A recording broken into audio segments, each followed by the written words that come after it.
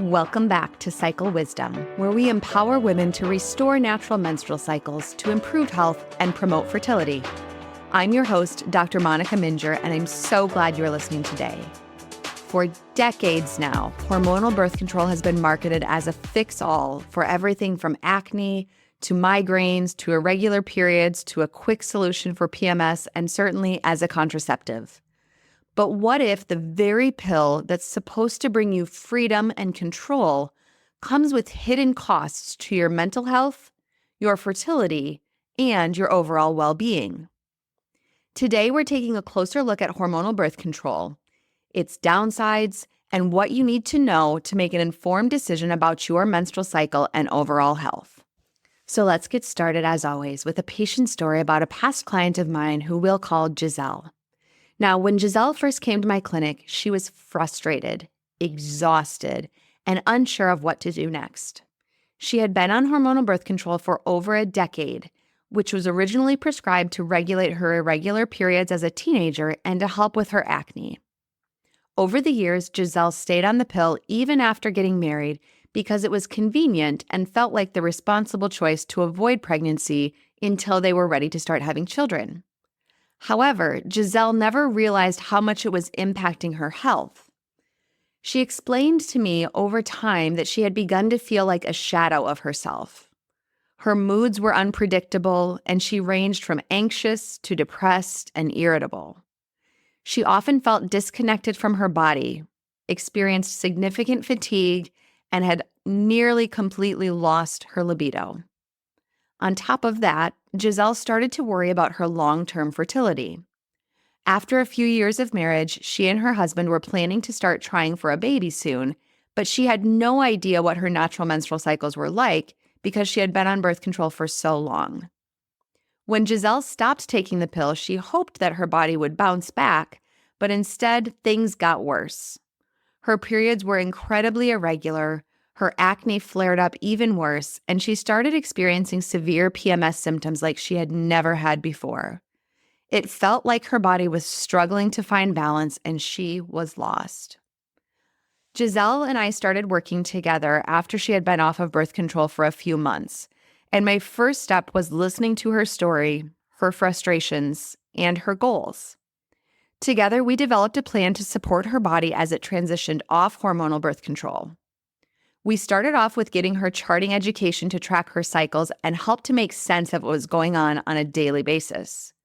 We then turned our attention to replenishing her deficient nutrients, balancing her blood sugar and food choices, and evaluating her hormone levels further. Over the course of the next several months, Giselle finally began to notice some changes. Her cycles became more regular, her PMS symptoms reduced, and most importantly, she felt like herself again. Her mood stabilized, her libido returned, and she regained confidence in her body's natural ability to heal. When she and her husband decided to start trying for a baby, she felt empowered and informed, knowing that she was in tune with her fertility. Now, Giselle's experience is not unique. There are many women out there who feel stuck between managing symptoms of menstrual periods and dealing with hormonal birth control side effects, as well as having concerns about the fallout when you decide to come off of something. However, Giselle's story shows that with the right support and tools, it's possible to restore balance, improve overall health, and take control of your reproductive journey. So let's talk a little bit about the role of hormonal birth control. And I want to start with talking a little bit about how hormonal birth control actually works. Now, there are a few different mechanisms by which the hormonal birth control works as a contraceptive as well as to regulate your cycles. And one of the most common things is that it is designed to suppress ovulation by changing your natural hormone patterns. So most birth control pills have both synthetic estrogen and progesterone in them, and it's designed to basically make your hormone levels stable all the time. Now, the upside to this is that you don't experience significant mood shifts from day to day, but the downside is that we're suppressing ovulation, we're suppressing those natural rhythms that should be happening on a regular basis. Another way that hormonal birth control works in order to avoid pregnancy is that it actually thins the lining of your uterus and it actually thickens your cervical mucus in order to prevent pregnancy. Now, we all know that there have been cases where women still get pregnant when they're on birth control. So we know that these mechanisms don't work 100% of the time. But for most women, this is how birth control is designed to work. Now, women are prescribed oral birth control pills for many different reasons. Certainly, some are prescribed it specifically for contraception, but we are seeing more and more that any hormonal abnormality, any menstrual cycle abnormality, or quite frankly, any symptom that may be hormonal is getting prescribed birth control. So I see women all the time come in that are prescribed birth control because they're using it to treat acne or migraines or possible endometriosis that may or may not be diagnosed yet, irregular cycles, PCOS, painful periods. And while all of these things are being used to say, hey, this is what could be helpful to treat it as birth control, none of those treatments are getting to the root cause. And so although I realize that for many women, it's convenient, it's easy, it's pretty simple to get a prescription for birth control, I want you all to know that that can come at a significant cost. So let's talk a little bit about some of those hidden costs of hormonal birth control that may or may not be fully explained to you when you're given that prescription at your doctor's office. One of the most important ones that I want to shout from the rooftops is the significant impact on mental health. There have now been multitudes of studies done that have been long-term over time, as well as shorter studies that link hormonal birth control to increased risk of depression, anxiety, and mood swings. And we know that this is significantly worse, especially when women are started on it at a younger age, like when they are teenagers. We also know that hormonal birth control can disrupt neurotransmitters like serotonin. Now, serotonin is one of those good endorphins in your brain that helps you to feel nice and calm and relaxed. It helps to regulate depression and regulates your mood. And we know that synthetic hormones across the board can disrupt those neurotransmitters, which can then throw things off when it comes to your mental health. Another hidden cost of hormonal birth control is that it can have a significant impact on your fertility long term. Now, some women, as soon as they stop birth control, a month or two later, they get pregnant when that's their intention. And that can certainly happen. However, because birth control is shutting down ovulation, it stops that process in its tracks. And that process itself is critical for natural hormone balance. So if you're not ovulating regularly, the hormones go out of range. If the hormones are out of range, you don't continue to ovulate. And so when we just stop taking birth control, that ovulation can take quite some time to return. And there's a phenomenon that we call post-pill amenorrhea, which basically just means that after I stop taking the birth control pill, my period just doesn't come back. I just don't get periods. And it can take many cycles to return. Again, sometimes this happens right away, but for some women, this can be up to 18 months or more until they start having a period again. The other things that birth control can do long-term is it can have an impact on egg quality and cervical mucus production. So certainly if you're planning to get pregnant again anytime in the future, even if it's not right now, know that birth control can have a negative impact on your fertility for the long term. And then the final piece as far as the impact on fertility is that when you're on birth control, women think, oh, I'm having a regular menstrual cycle because I'm having a bleed every month. And that's not actually the case. When you're on birth control, that's actually a withdrawal bleed, and that's the time that you aren't taking any hormones, and that is not a true menstrual cycle. And so there can be a significant difference between that and that your body's natural feedback of saying, hey, this is a true menstrual cycle and I should ovulate, versus being on birth control where your body is having a bleed, but ovulation doesn't start. Other impacts of hormonal birth control that may not be present for everybody, but definitely have good documentation, are physical side effects. So the common ones that I hear are weight changes, headaches, and decreased libido, among many other complaints.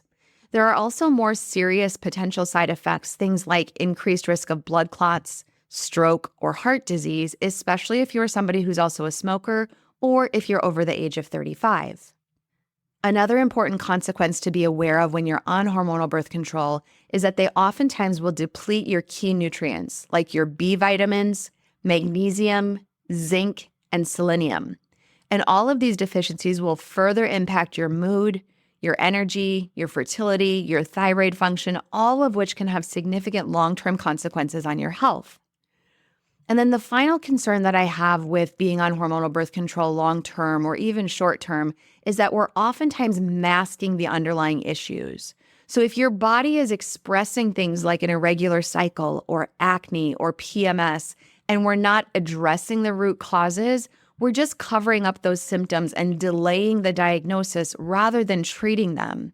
And so it's really important to understand that those symptoms that you are experiencing, yes, they may be annoying, but they're trying to tell you something. And that's why it's incredibly important to work with a knowledgeable healthcare professional who can understand the nuances of determining what's going on. What's the underlying cause of this? Is there PCOS? Is there a thyroid imbalance? Are there nutrient deficiencies? Is there estrogen dominance? What else is causing these issues so that we are addressing those root causes rather than just masking them by going on birth control? So what is a woman to do? We go to the doctor, we tell them all of our symptoms, and the only thing they offer us is hormonal birth control. And I would support a better way forward with fertility awareness methods. So tracking your cycles by observing your daily biomarkers, things like tracking your cervical mucus, basal body temperature, even things as simple as your cycle length and the different phases of your cycle. All of these things can empower you to prevent pregnancy or plan for natural conception down the road. Again, we want to make sure that you're looking for root cause treatments of these irregular cycles. By addressing these hormone imbalances, focusing on dietary changes, lifestyle changes, supplement or food choices, as well as prescription strength medications when they are necessary, helps to improve the root cause, which can then help with the imbalance of the irregular cycles or symptoms. Again, we focus within our practice through restorative reproductive medicine in treating things like PCOS, endometriosis, painful periods, and really getting to the root cause of those in order to be able to impact change, to help reduce your symptoms, to help get regular cycles back on track, and in order to help maintain your fertility for the long term, even if the intention right now is not to get pregnant. And then as far as trying to come off of birth control, I would refer you back to my episode from a few weeks ago, episode number 65, where I talk all about how to come off of birth control. And again, we talk in that episode about how to restore your hormone balance after stopping birth control, specifically in regards to prioritizing nutrient replenishment, balancing blood sugar, and reducing inflammation to help regulate your cycles naturally. Now, there are certainly some other things we can do from specifically a supplement standpoint and prescription medication standpoint if needed. But again, that's where it becomes important to work with a knowledgeable healthcare professional one-on-one, evaluate your cycles, evaluate your labs, look at what's going on with your charting in order to help you get things back on track naturally. So I want to just acknowledge that every woman's journey is unique. And although oral birth control is one of the most commonly prescribed medications to women across the entire country, it is sold as a fix-all for any menstrual cycle or hormonal abnormality, but it's crucial to be aware of the potential impacts that you may or may not be fully explained. I would encourage you to weigh the pros and cons before committing to anything. Ask your doctor for other options. I just want to encourage you to be your own advocate. You know your body best. You know what works for you, and you know when something doesn't sound quite right. So seek the care that aligns with your values and your long-term healthcare goals. I would encourage you to track your cycles through a fertility awareness method as a good starting point. Research your options. Consider working with a healthcare professional who can help uncover the root causes of hormone imbalances.